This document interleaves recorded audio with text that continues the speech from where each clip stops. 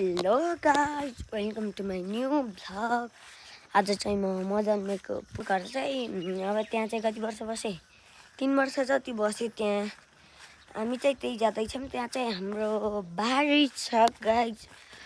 जाने बेला चाहिँ यसो बोल्दै जाऊँ के उहाँ हुँ गएर भिडियो गराउने भनेर यहीँ आँटा गराउँदै हिँडेको गाइजहरू।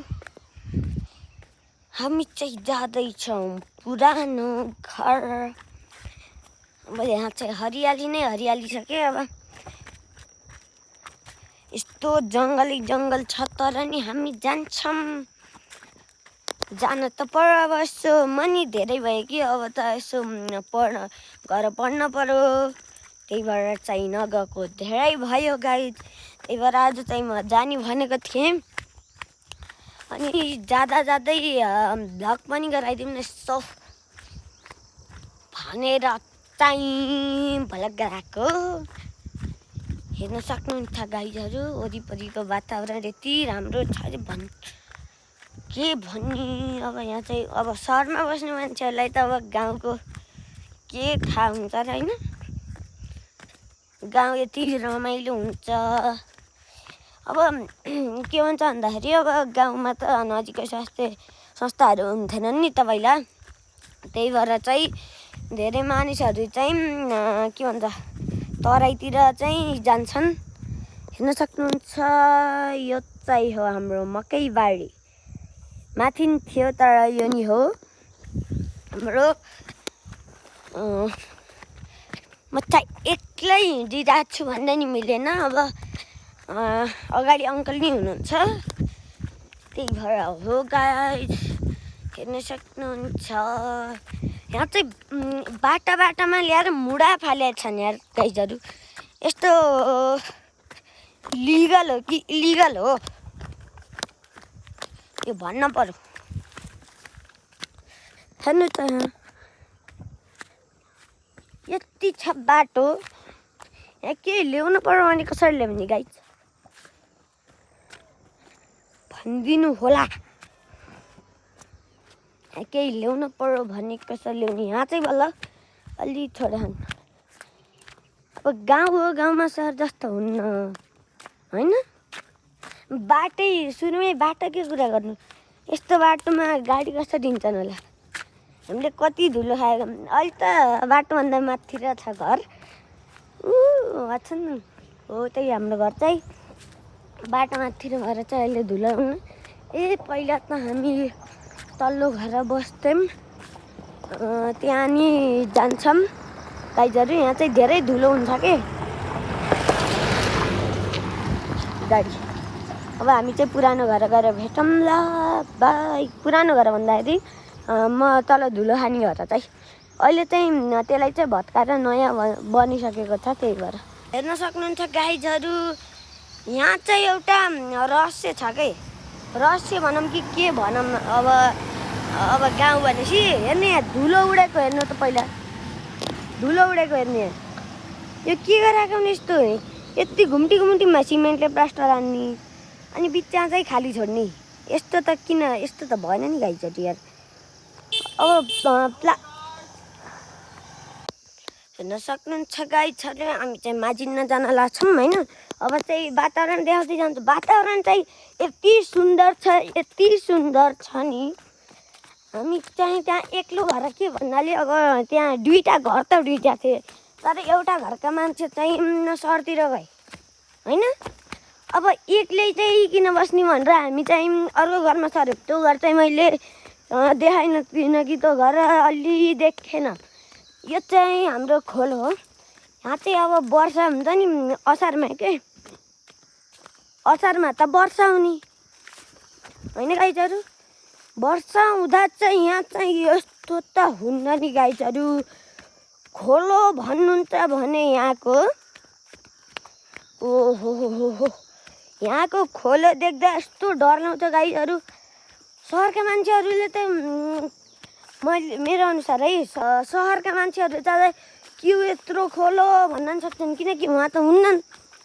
उहाँ खोला हुन्छन् तर सफा हुन्छन् नि त। यहाँ त अब बाटै पछि खोला छन्।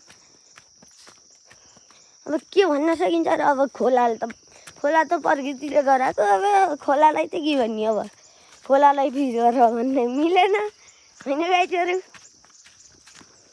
यो चाहिँ बारीहरू हो। यहाँ चाहिँ बाटो कति चिप्लो छ गाईहरू। म अहिले धन्न पल्टिनँ के भन्ने यार, यस्तो बाटो छ नि अब गाउँघरको बाटो। अब यति सानो बाटोलाई पिच गर भन्ने मिलेन। अब पिच भएपछि अब पिच गरिहाल्यो भने नि यहाँ गाडी हिँड्दैनन्। गाडी नहिँड्ने बाटोलाई कसले पैसा खर्च गर्छ होइन गाईहरू। यस्तै छ अब गाउँघर भनेपछि, यस्तै छ। यो चाहिँ हाम्रो घर होइन, मैले अर्को भनेको थिएँ त्यही हो। यहाँ चाहिँ गाईहरू हिजो बाँदर आएको थियो, त्यही भएर आज नि बाँदर हेर्न आएको। मकै जति चाहिँ सत्यानाश पारेर यिनीहरूले के भन्ने, यस्ता त मकै त मैले के भन्छ 1 मिनटै भ्याइदिन्थेँ यार। यस्ता त मकै त मैले के भन्छ 1 मिनटै भ्याइदिन्थेँ यार खनेर। तर आमाहरूलाई चाहिँ 2 दिन लाग्यो। सक्नुहुन्छ guys, beauty of village. Plum खाएर देखाउँथे गाई, तर प्लम छैनन्। यसलाई चिन्नु भयो त कसैले? यसलाई भन्छ सिस्नु। अब सहरका मान्छेले तपाईँलाई यो के हो भनेर च्याप्पा साँच्छन् साथी अनि हात पोल्छ होइन। अब यही हो प्लमको रुख। यहाँ चाहिँ खाएर भ्याइयो धेरै थियो प्लम चाहिँ, के भन्ने अब कति भन्ने धेरै भन्छ अब धेरै नै थियो। यसलाई चाहिँ सल्लाह भन्छ, सल्लाह, धुपी सल्लाह।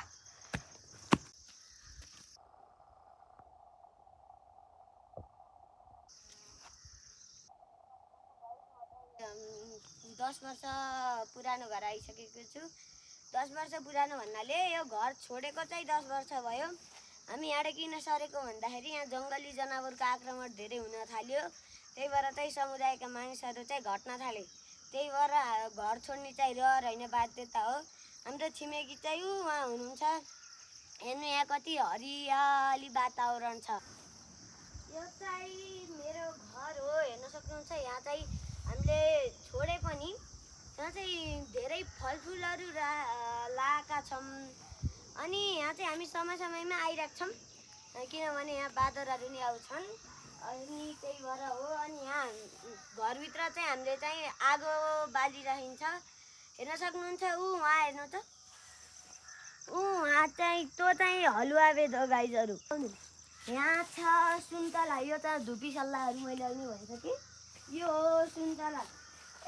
सबै फलफुलै फलफुल छन् क्या यहाँ त। अब यहाँ छ अम्बा छ, यहाँ आँप छ, यहाँ आरु छ, हेर्न सक्नुहुन्छ गाईहरू। आरु चाहिँ अहिले फल्ने सिजन हो, अहिले पाकिसकेको छ होइन त, तर फलेको चाहिँ रहेछ, हेर्न सक्नुहुन्छ गाईहरू। यता यति सुन्दर वातावरण छ नि, यहाँ आउँदाखेरि छुट्टै मजा आउँछ। किन यहाँ आउँदाखेरि यस्तो मजा आउँछ गाईहरू, हेर्न सक्नुहुन्छ। यस्तो डाँडा काँडा छ। अब यहाँ चाहिँ जङ्गल भएकाले चाहिँ यहाँ चाहिँ बाँदरहरूको आक्रमण चाहिँ धेरै हुन्छ। बाँदरहरू आएर यहाँ फलफुल अन्नहरू चाहिँ खान्छन्। त्यही भएर हामी चाहिँ समयमा यहाँ चाहिँ आइरहन्छ। यस्तो डाँडा काँडाले घेरिएको छ नि, यो वरिपरि डाँडा काँडाले घेरिए पनि बिचमा चाहिँ धेरै समथर भूभागहरू चाहिँ रहेको छ। धेरै घरहरू पनि छैनन्, यहाँ चाहिँ 2-3टा घरहरू हुन्। अनि यहाँ चाहिँ समुदायको कम भएर हामी चाहिँ घर सरेको हो। धुपी सल्लो हेर्नु न गाईहरू, यति सुन्दर देखिन्छ। हाम्रो पुरानो छिमेकी चाहिँ उहाँ हुनुहुन्छ। वरिपरि चाहिँ यहाँ डाँडाले घेरिएको छ, तर बिचमा हेर्नु यति समथर छ नि गाईहरू। यो समथर देख्दा त यहीँ बस्न मन लाउँछ। अब के गर्नु, यहाँ मान्छेहरू छैनन्, अब बाध्यताले सरिहाल्यौँ। हेर्न सक्नुहुन्छ गाईहरू, यहाँ चाहिँ वरिपरि डाँडाले मात्र घेरेको, बिचमा त यस्तो सम्म छ नि क्रिकेट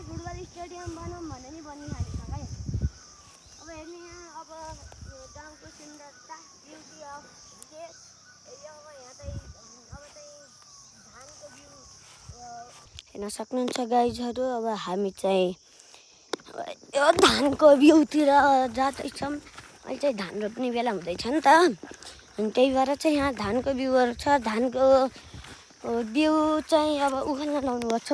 उहाँ चाहिँ उखाल्न लाउनु भयो, यहाँबाट राम्रोसँग देखिन्न। तैपनि म चाहिँ तपाईँहरूलाई प्रत्यक्ष रूपमा धानको बिउ देखाउँछु। हेर्नु, यसलाई भन्छ धानको बिउ। अब गाइजहरू ढिला नगरिकन अब सुन्नुहोस् गाइजहरू, अब चाहिँ घर जाने हो। त्यही भएर चाहिँ आजको लागि यति नै। यो भिडियोमा लाइक, कमेन्ट, सेयर र सब्सक्राइब गरिदिनु होला। भिडियो कस्तो लाग्यो कमेन्टमा अवश्य भनिदिनु होला। धन्यवाद।